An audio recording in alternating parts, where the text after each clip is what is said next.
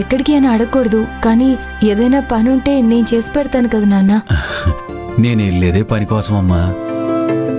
అదేనమ్మా, సీను బావా కాపలా కాసే ఉద్యోగం చూశాడు కదా, 10,000 దాకా ఇస్తామన్నారమ్మా.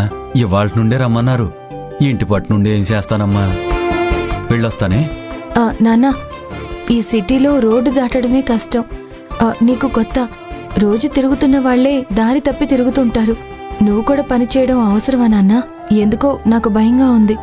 ఏం పర్లేదమ్మా, రోజు వెళ్తూ ఉంటే దారి అదే తెలుస్తుంది.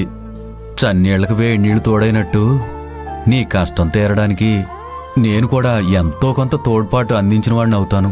ఊళ్ళో అయితే నీకు తెలిసిన పని చేయగలవు, ఇక్కడంటే నేనేమైనా గుమస్తాగిరి చేస్తానా తల్లి?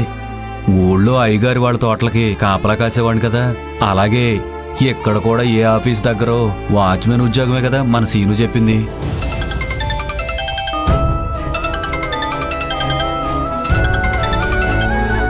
హలో జ్యోతక్క, నీకోసం 2 లక్షలు అవసరమని ఒక ఫైనాన్షియర్ని అడిగాను, ఇస్తానన్నాడు. అవునా? చాలా సంతోషం అక్క. బాకీ పడుతున్నావు నీలవేణి, దానికి సంతోషపడుతున్నావా? ఒకరి దగ్గర చేయి చాచి అప్పుగా తీసుకుంటున్నాను, కానీ అప్పనంగా తీసుకోవడం నాకు ఇష్టం లేదక్క. ఎంత కష్టమైనా సరే బాకీ తీర్చేస్తాను, కానీ దానం వద్దు. అలా అని సహాయం చేస్తానన్నా నాకిష్టం ఉండదు. సరే, నువ్వు 10 నిమిషాల్లో వచ్చేసేయ్, అతని దగ్గరికి వెళ్దాం. సరే అక్క.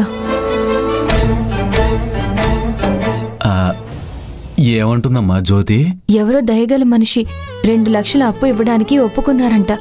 నువ్వేం ఉద్యోగం చేయనవసరం లేదు.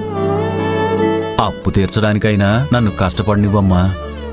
సరేనన్నా, జాగ్రత్తగా వెళ్ళిరండి. సరేనమ్మా.